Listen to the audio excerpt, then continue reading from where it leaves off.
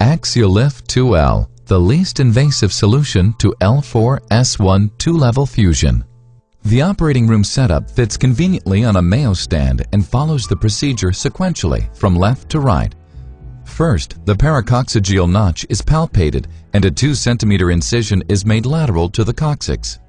A blunt guide pin introducer is inserted and advanced along the midline of the anterior sacral surface with fluoroscopic monitoring.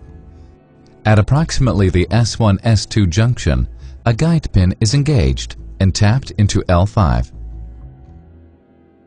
Once the guide wire is engaged, a series of sequential dilators are used to create a working channel.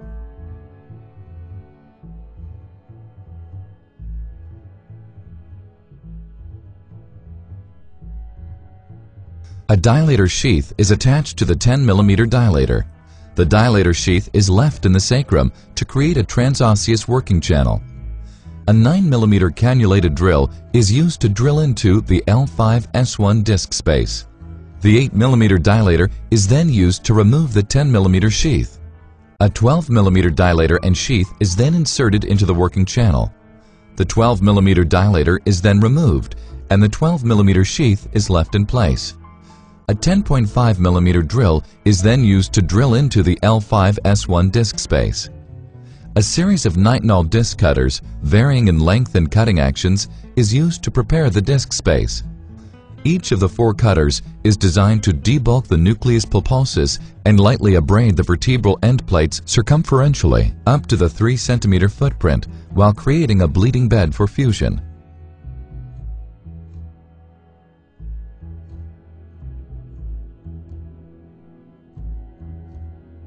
Tissue extractors are used intermittently between the 4 cutters to extract the diseased disc.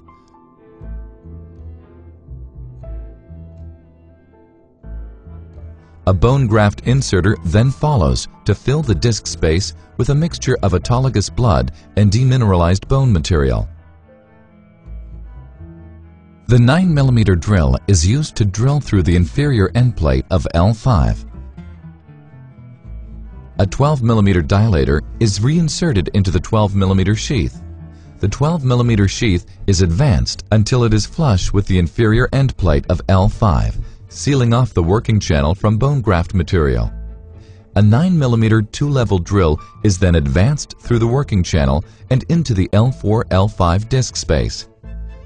A second discectomy is performed at the L4-L5 level using the same series of nitinol disc cutters.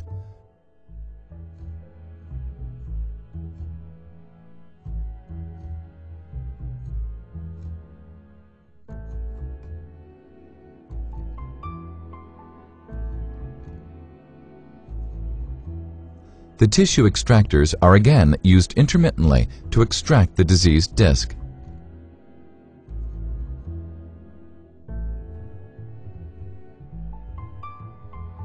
The bone graft inserter then follows to fill the disc space with a mixture of autologous blood and demineralized bone material. With the assistance of the AxiaLIF 2L templates, the 7.5 mm two-level drill is advanced into the L4 vertebral body. To determine the length of the L4-L5 rod, the 2L guide wire is inserted to the end of the working channel and retracted back to the inferior end plate of the L5 vertebral body. The 2L guide wire is then reinserted and an exchange sequence occurs to establish the working channel for implantation of the L4-L5 rod. The 2-level exchange bushing is inserted over the 2L guide wire. Then, the 2-level exchange cannula is inserted over the bushing. While holding the exchange cannula on the face of the sacrum, the fixation wire is inserted to keep the exchange cannula in place. The bushing is then removed. The L4-L5 rod is delivered over the guide wire.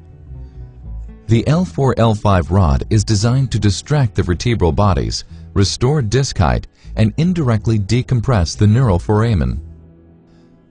To determine the length of the S1 rod, use the AxiaLIF 2L templates, or use a similar method as described previously. Following the implantation of the L4-L5 rod, the S1 rod is introduced and engaged with the proximal end of the L4-L5 rod.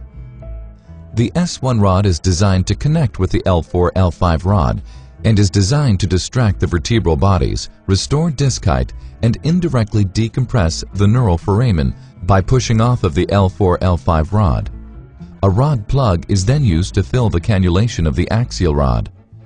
The AxiaLIF procedure is complete via posterior instrumentation with either pedicle screws or facet screws.